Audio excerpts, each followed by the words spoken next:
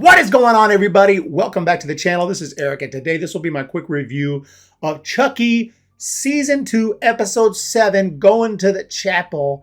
And the insanity continues, ladies and gentlemen, in this TV series. It is just all over the place. It is just absolutely insane. But I'll give it one thing. It is completely unpredictable. I genuinely have no clue what's going to happen, when it's going to happen.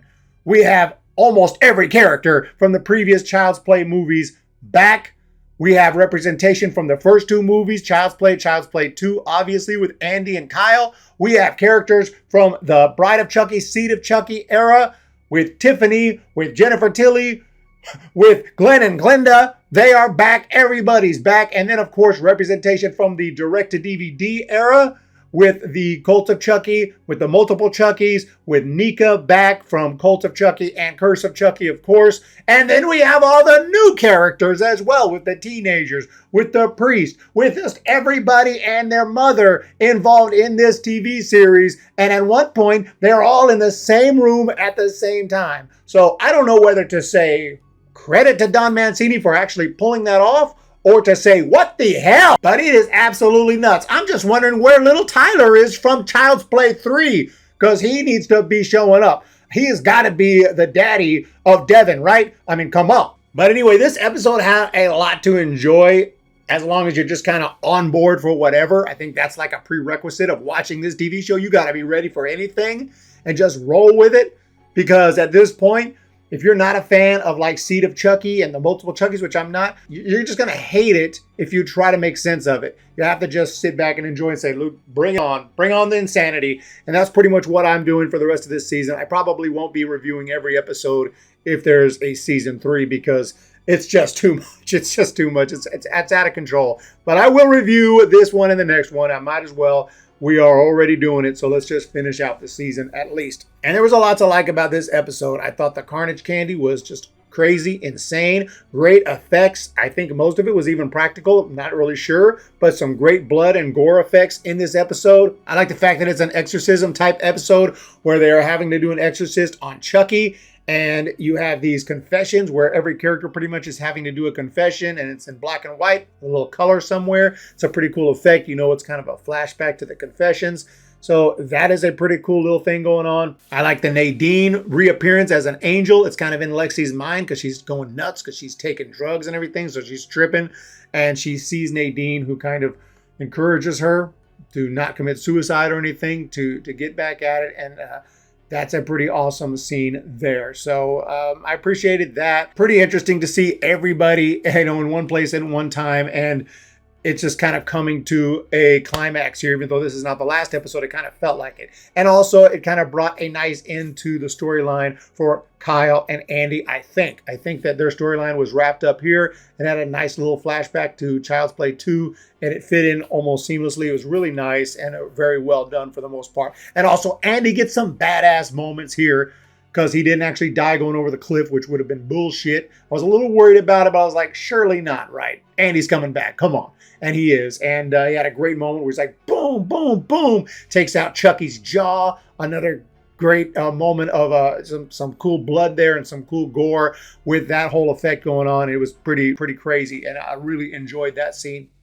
And yeah, there's some other scenes that had some cool gore as well, but they also brought some questions like, what? Like, I really, at this point, don't know what the rules are for this franchise at all. Anything goes, like legitimately just anything goes here. You don't know what to expect, when to expect it. The first thing, and this is probably the most minor thing I noticed, was when Tiffany walks into a restaurant to get some food or something, even though she's wanted everywhere. Jennifer Tilly's all over the news. So yeah, it made for a little comic effect when people noticed her and recognized who she was, even though their reaction doesn't seem like it would be that way since she is a murderer. It seems like they'd be a little more scared instead of trying to get her autograph. But the weird thing is when she went back out to the car and Glenn is sitting there, it's like, well, wouldn't you send Glenn in to pick up the food? Not the extremely recognizable body of Jennifer Tilly, who's wanted.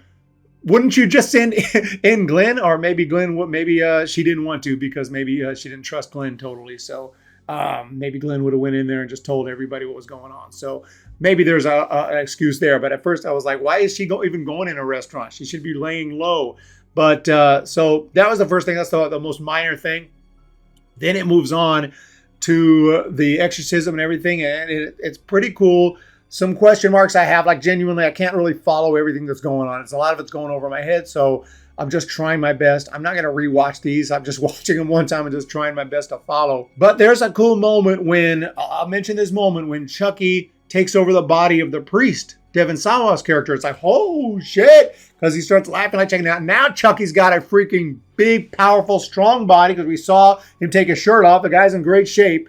How is he going to utilize this body? Who's going to stop him now? He's about to kill everyone in this room. This is going to be crazy. Wow.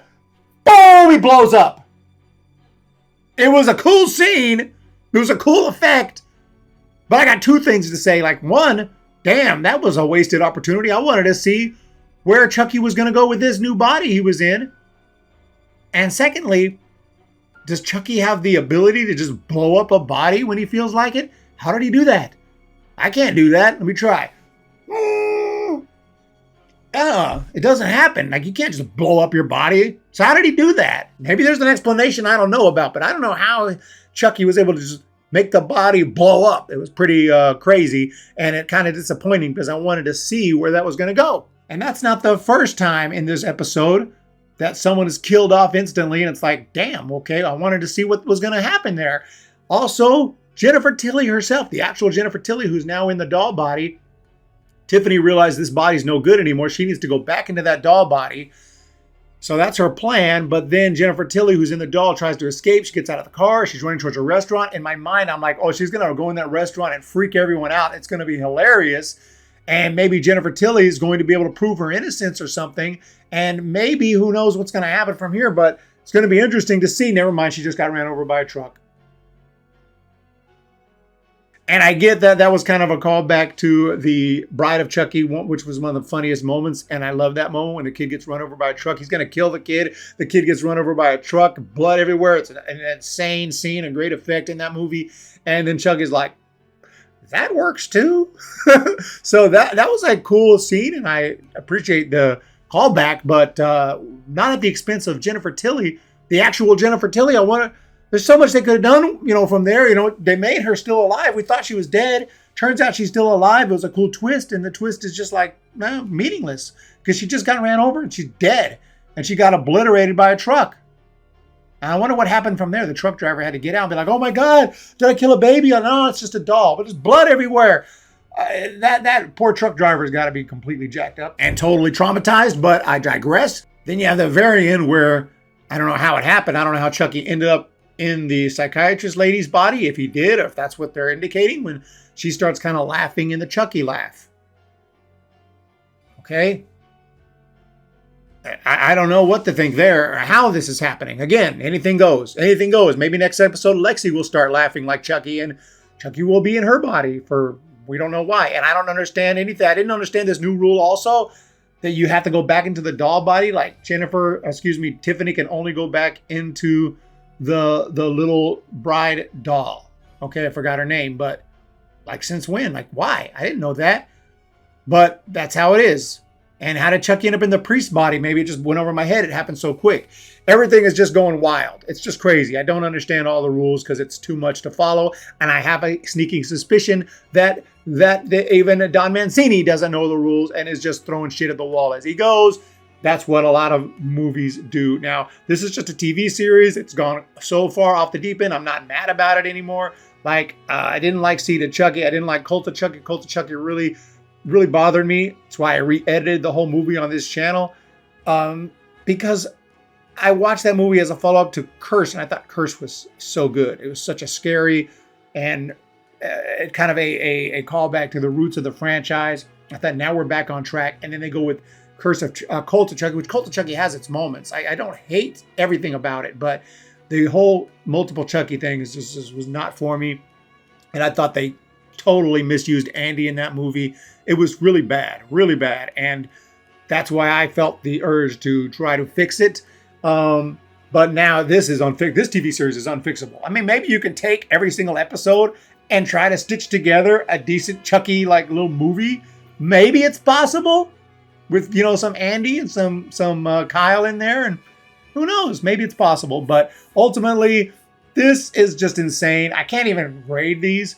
like on pure entertainment value, they're pretty good. But as far as, you know, part of the Child's Play canon and lore and history, no, I pass on that. I'm way past that. I look at these as fan films and I just sit back and enjoy some Chucky. But let me know what you guys think down below of this one. Just too insane for me, but at the same time, maybe not, because I am getting some entertainment value out of it for sure. Have a great day, everyone, and we'll see you for the next one.